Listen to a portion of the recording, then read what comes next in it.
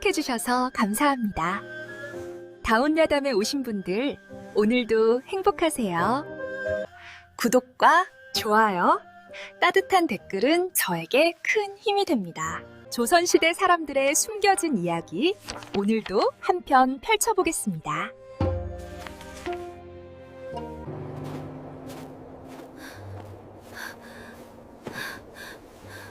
이 아이, 데려갈게요. 누가 감히 내 물건에 손을 댔는가? 어서 실토하지 못할까? 그가 거짓말을 하고 있어. 우리는 믿지 않아. 나는 결백하다. 제발 내 말을 들어주시오. 조선 후기 한성 남부 형조 참판 한명준의 저택은 늘 무거운 공기로 가득했다. 대문을 들어서는 순간부터 느껴지는 침묵의 무게. 이곳은 억울함과 죄가 교차하는 형조의 일을 다루는 집이었다. 밤낮을 가리지 않는 송사와 형벌의 그림자는 저택 안구석구석까지 스며들었다. 연홍은 그 집에서 가장 조용한 존재였다. 아니, 가장 투명한 존재라고 해야 맞을 것이다. 십이라는 이름으로 불렸지만 사실 이름조차 제대로 불려지지 않는 날이 더 많았다. 야, 거기 너 그것 좀 가져와라. 빨리 물 떠오너라. 그녀는 늘 너 그것 거기로 불렸다. 연홍이라는 이름은 부인이 불쌍히 여겨 지어준 것이었지만 그 이름을 부르는 이는 부인뿐이었다. 연홍의 기억 속 가장 오래된 장면은 추운 겨울날이었다. 부모는 전염병으로 죽었고 그녀는 시장 뒤편 좁은 골목에서 떨고 있었다. 10살이었다. 추위와 배고픔에 지친 몸으로 쓰러져 있을 때 누군가 따뜻한 손으로 그녀를 일으켜 세웠다. 한명준의 부인이었다. 이 아이, 데려갈게요. 부인은 남편에게 간청했고 한명준은 묵묵히 고개를 끄덕였다. 그렇게 연홍은 형조 참판의 저택에 들어왔다. 하지만 구원받았다기보다는 그저 살아남았을 뿐이었다. 천한 신부는 여전했고 감사함은 빚이 되어 그녀의 등을 짓눌렀다. 은혜를 잊지 말거라. 너는 거리에서 죽을 뻔한 아이였다. 그 말을 들을 때마다 연홍은 고개를 숙였다. 그래서 더 조용히, 더 투명하게 살려고 애썼다. 하지만 연홍에게는 아무도 모르는 비밀이 하나 있었다. 그녀는 늘 관찰하는 눈을 가지고 있었다. 사람들의 말투, 종이의 질감, 약재의 냄새, 눈에 띄지 않는 사소한 흔적들까지. 이 먹물은 어제 간 것이 아니야. 이틀은 지났어. 이 종이 가장자리가 찢어진 게 아니라 칼로 벤 거야. 이 사람 말투는 공손한데 손이 자꾸 떨려. 거짓말하고 있어. 연홍은 누구에게도 말하지 않았다. 시비가 관찰하고 판단한다는 것 자체가 주제넘은 일이었다.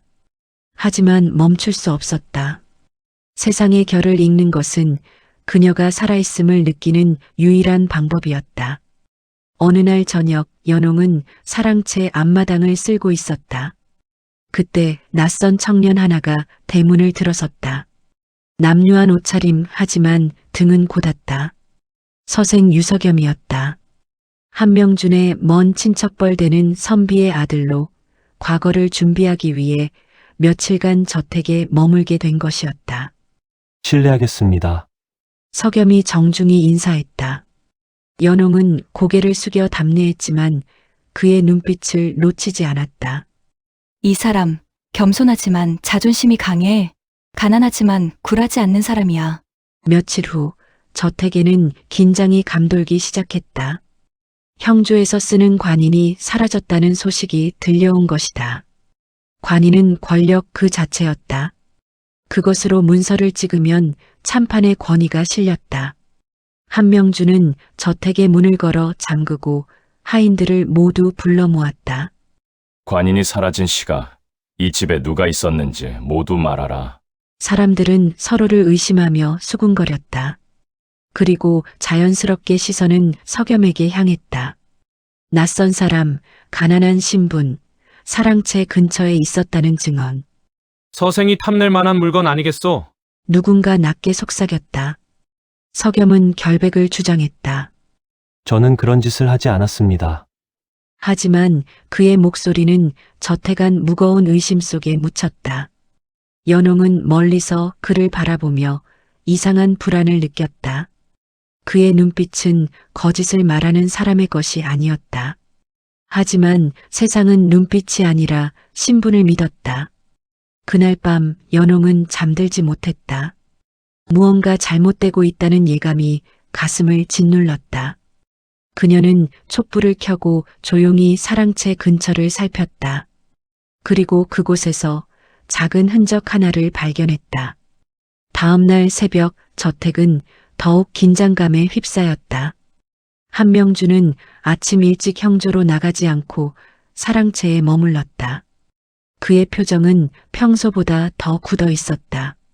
관인이 사라졌다는 것은 단순한 도난이 아니다. 한명준이 낮게 말했다. 누군가 그것으로 거짓 문서를 만들 수 있다는 뜻이다. 경조 참판의 이름으로 죄 없는 이를 죄인으로 만들 수도 있다. 하인들은 숨죽여 들었다. 관인은 곧 권력이었다. 그것이 잘못된 손에 들어갔다는 것은 누군가의 인생이 송두리째 흔들릴 수 있다는 의미였다. 어제 해가 기울 무렵부터 밤까지 사랑채 근처에 누가 있었는지 말하라. 하인들이 하나씩 증언하기 시작했다. 소인은 부엌에 있었습니다. 저는 안채를 청소하고 있었습니다. 그러자 한 하인이 조심스럽게 말했다. 사랑채 쪽에서 유서생을 봤습니다. 해질녘쯤이었습니다. 순간 모두의 시선이 석염에게 쏠렸다.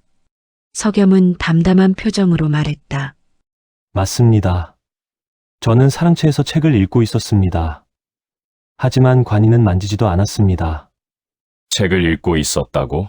한명준이 물었다. 그 시각에 사랑채에는 아무도 없었다. 증인이 있느냐? 석염은 잠시 침묵했다.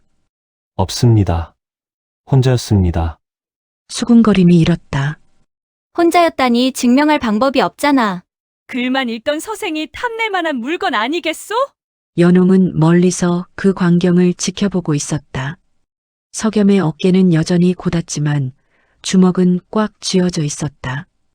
그는 결백했지만 신분과 가난은 그의 말을 가볍게 만들었다. 유 서생. 한명준이 차갑게 말했다. 그대는 당분간 사랑채에서 나올 수 없다. 조사가 끝날 때까지 감시를 받을 것이다. 참판님, 저는 정말 내 결정은 번복되지 않는다. 석염은 입을 다물었다. 항변해봤자 소용없다는 것을 그도 알고 있었다. 그는 고개를 숙이고 사랑채로 돌아갔다. 연홍은 그날 하루 종일 불안했다. 석염이 범인이라고 생각하지 않았다. 하지만 세상은 진실이 아니라 의심을 먼저 믿었다. 저녁 무렵 연홍은 부인의 명으로 석염에게 저녁상을 날랐다. 사랑채 문을 열자 석염은 창가에 앉아 멍하니 밖을 바라보고 있었다. 식사 가져왔습니다. 연홍이 조용히 말했다. 석염은 고개를 돌렸다. 고맙소. 그대는 나를 어떻게 생각하오? 연홍은 잠시 망설였다. 시비가 서생에게 의견을 말한다는 것 자체가 주제넘은 일이었다. 하지만 그의 눈빛을 보자 거짓말할 수 없었다. 저는 서생님이 그런 일을 하셨을 거라 생각하지 않습니다. 석염은 쓸쓸하게 웃었다. 고맙소.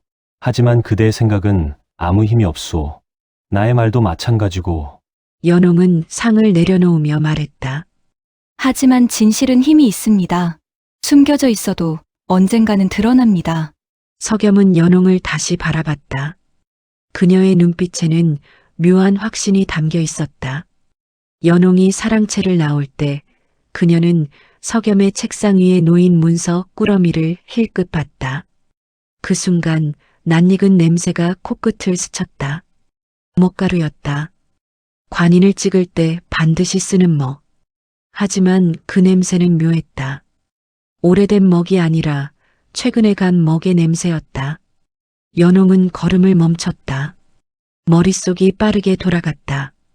먹가루 냄새가 난다는 것은 최근에 관인을 찍었다는 뜻이야. 하지만 서겸 서생은 혼자 있었다고 했어. 그럼 누가? 그녀는 조용히 마당을 가로질러 자신의 방으로 돌아왔다.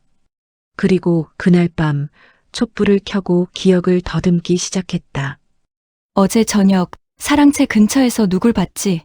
서겸 서생 말고. 희미한 기억 속에서 한 사람의 뒷모습이 떠올랐다. 형조설이의 조카 한익성.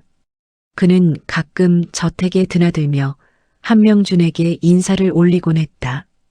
그날 저녁에도 그가 있었다. 그런데 그는 왜 사랑채 쪽으로 갔을까? 연홍은 다음날 아침 일찍 사랑채 주변을 다시 살폈다.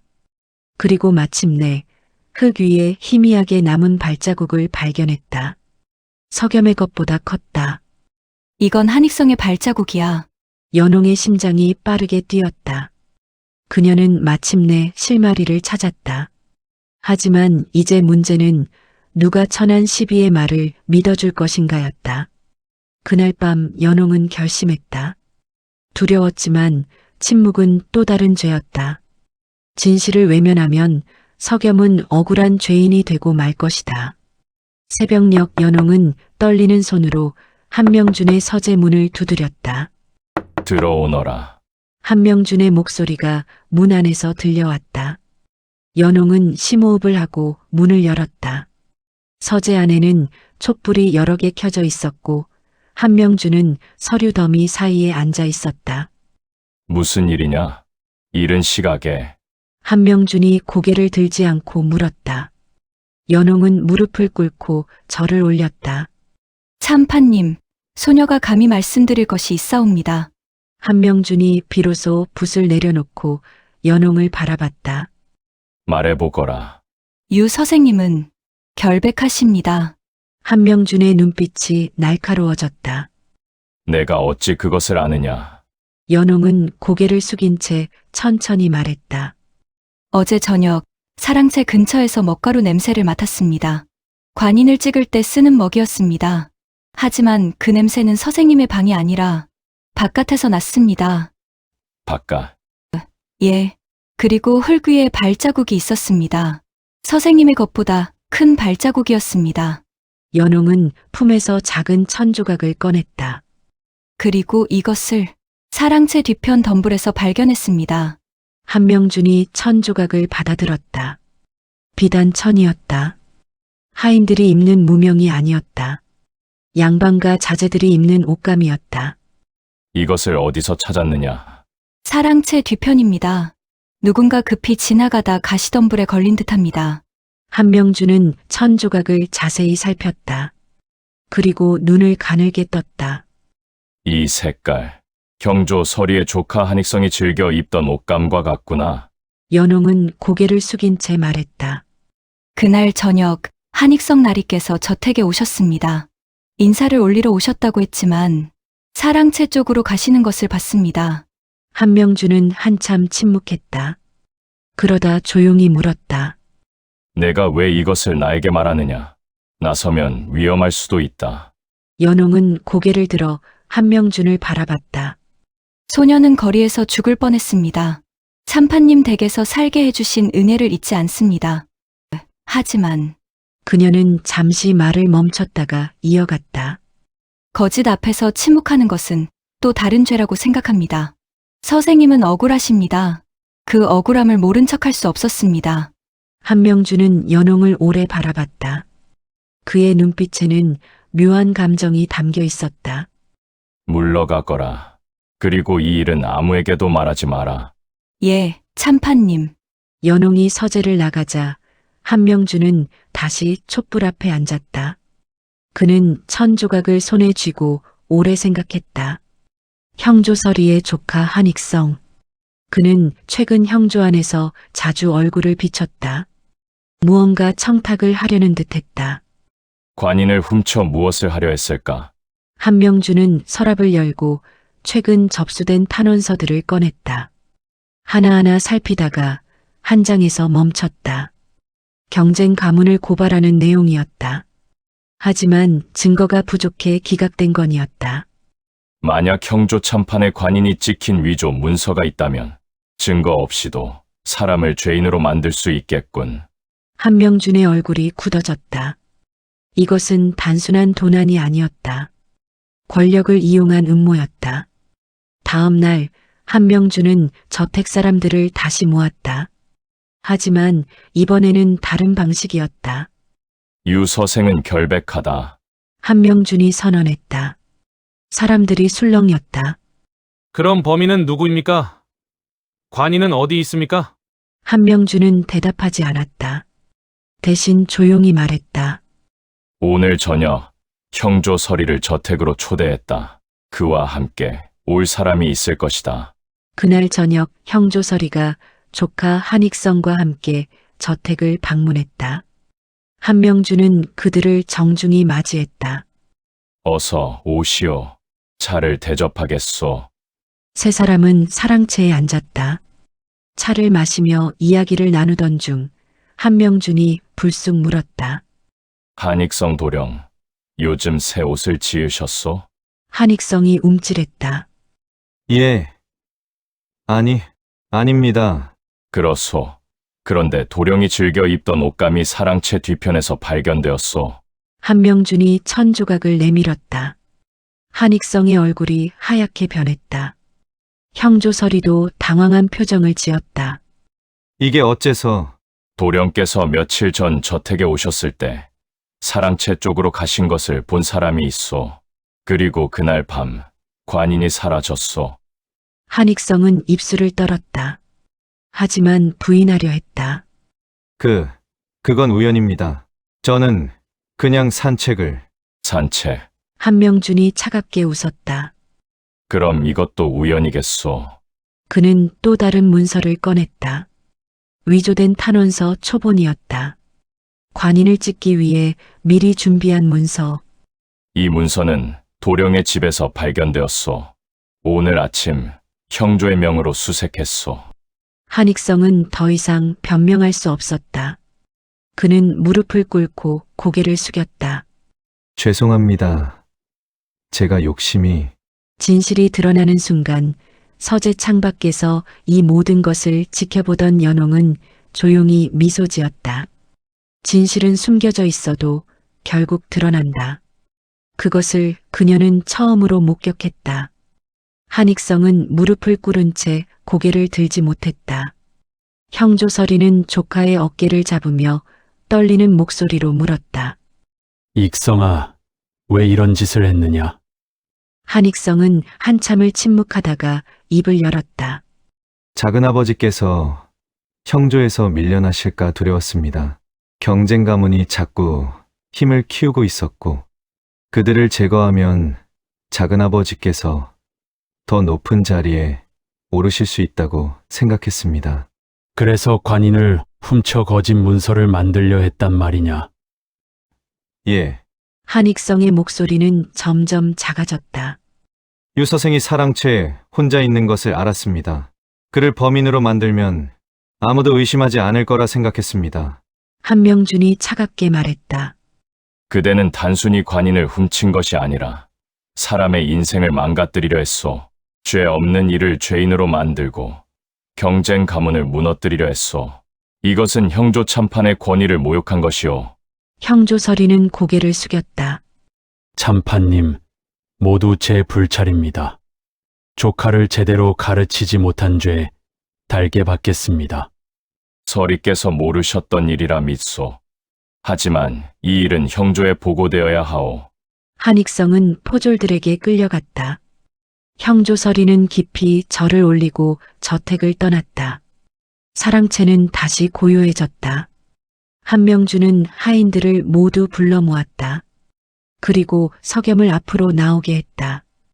유 서생, 그대는 결백하오. 억울하게 의심받은 것에 대해 사과하오. 석염은 깊이 절을 올렸다. 참판님의 명철하심에 감사드립니다. 감사는 다른 이에게 해야 할 것이오. 한명준이 시선을 돌렸다. 연홍, 앞으로 나오너라. 연홍은 놀라 몸을 움찔했다. 하인들의 시선이 일제히 그녀에게 쏠렸다. 그녀는 천천히 앞으로 나가 무릎을 꿇었다. 이 일을 밝혀낸 것은 이 아이였소. 한명준이 말했다. 시비의 몸으로 감히 나에게 진실을 고했소. 그 용기가 없었다면 유서생은 억울한 죄를 뒤집어 썼을 것이고 경쟁 가문은 무고하게 몰락했을 것이오. 사람들이 웅성거렸다. 시비가? 저 조용하던 아이가? 믿기지 않는군. 한명준은 손을 들어 정숙을 시켰다.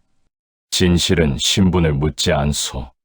천한 이의 눈이 양반의 눈보다 밝을 수 있고 종의 말이 선비의 말보다 무거울 수 있소.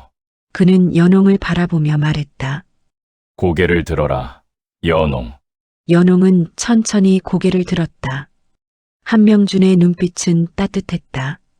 그대의 눈은 사물의 결을 읽고 그대의 마음은 진실을 외면하지 않았다. 이것은 귀한 재능이다. 석염도 연홍에게 다가와 깊이 절을 올렸다. 고맙소. 그대가 아니었다면 나는 평생 억울함을 안고 살았을 것이오.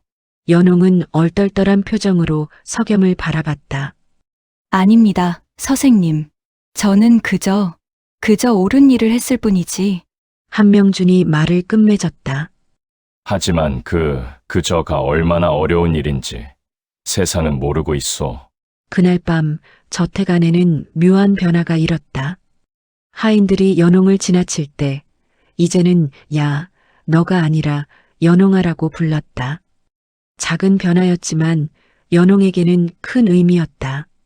며칠 후 한명준은 연홍을 다시 불러 말했다. 연홍, 그대는 더 이상 시비로 머물 사람이 아니다. 참판님, 그대를 내 방에서 기록을 정리하는 글씨중으로 드리겠다. 경조의 문서들을 보고 배우고 정리하는 일이다. 진부는 여전히 낮지만 그대의 자리는 달라질 것이다. 연홍은 눈물이 핑 돌았다. 황송하옵니다. 황송할 것 없다. 그대가 스스로 얻은 자리다. 석염 역시 억울함을 견딘 담대함을 인정받아 한명준의 추천서를 받아 다시 과거를 준비할 기회를 얻었다. 그는 저택을 떠나기 전 연홍을 찾아왔다. 언젠가 다시 만나게 되겠지요. 석염이 미소 지으며 말했다. 예, 서생님. 부디 좋은 날에 뵙기를 바랍니다. 두 사람은 같은 하늘 아래서 각자의 길을 걷기 시작했다.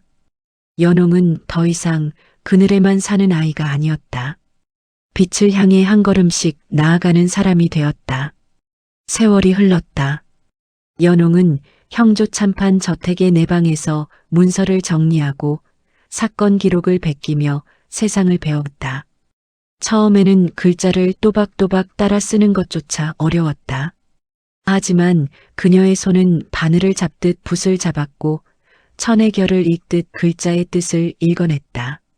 한명준은 가끔 연홍이 정리한 문서를 보며 고개를 끄덕였다. 글씨가 점점 단정해지는구나. 그리고 요약도 정확하다. 연홍은 절을 올리며 대답했다. 참판님 덕분입니다. 아니다. 내 노력의 결과다. 어느 날 한명준이 연홍에게 특별한 부탁을 했다. 연홍, 이 사건 기록을 읽어보고 내 생각을 말해보거라. 그것은 억울하게 죄를 뒤집어 쓴 여인의 사연이었다.